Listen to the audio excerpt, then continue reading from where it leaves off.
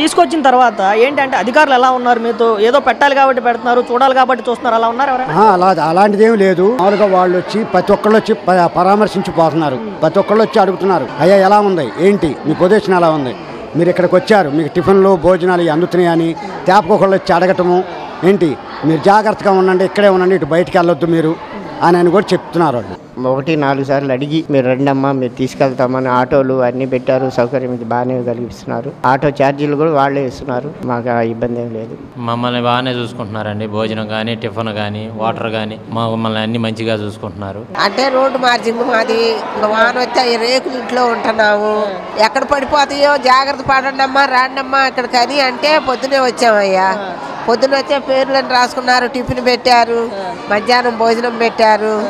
అదేం లేదు, ఎట్ట పెడితే అట్ట పెడతలా బాగానే చూస్తున్నారు. నుంచి కూడా వాటర్ కూడా మంచినీళ్ళు ఇచ్చారు, బాగుంటాయి. అన్ని సౌకర్యాలు అన్ని బాగానే చూస్తున్నారు. బాగా లేకుండా ఏం లేదండి, అంత బాగుంది.